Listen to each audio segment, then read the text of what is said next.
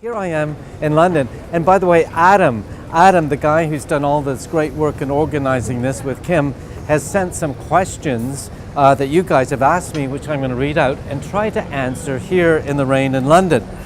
First question is from Mark Aylward. Are there production houses that offer administrative production services without the oversight usually that goes with the typical full-blown producer being involved, for example, an associate producer?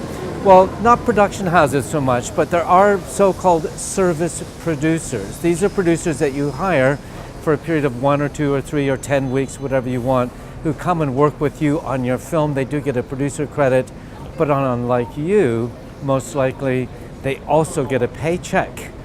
So I hope that answers that question.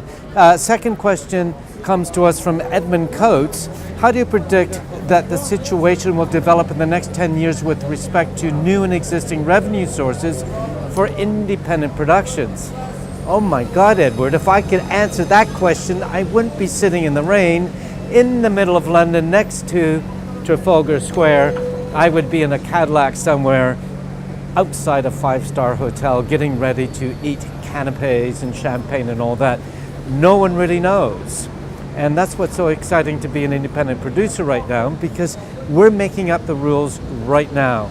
And that's another reason why I'm glad to come to Montreal to see all the great stuff you guys are doing. Is there such a thing as bad money, he writes.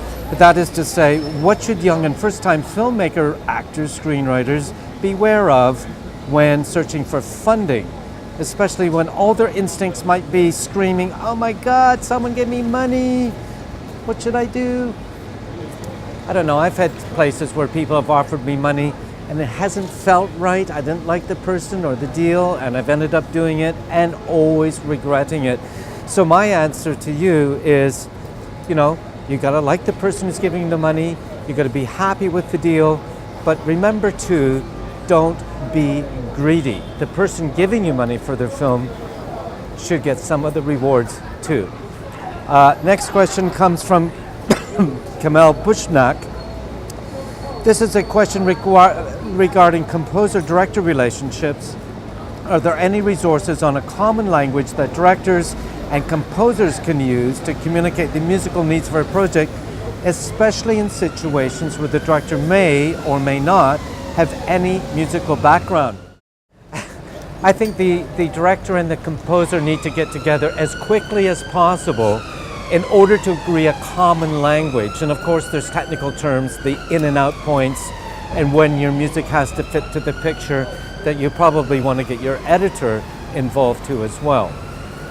And the last question isn't on the board. I'm asked, what is the one question that I would have liked answered when I was starting out?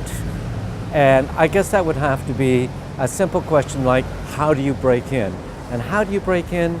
Well, first of all, you specialize and get known as a go-to guy or gal for whatever it is suits you the best, suits your hand, suits your head the best. And the other question I do get asked is, why do I wear all black all the time? Well, I wear all black all the time because my parents were Amish outside Toronto, and I was always told never ever to go to the movie theater because the devil lived there, and they all wear black, which is why I wear black.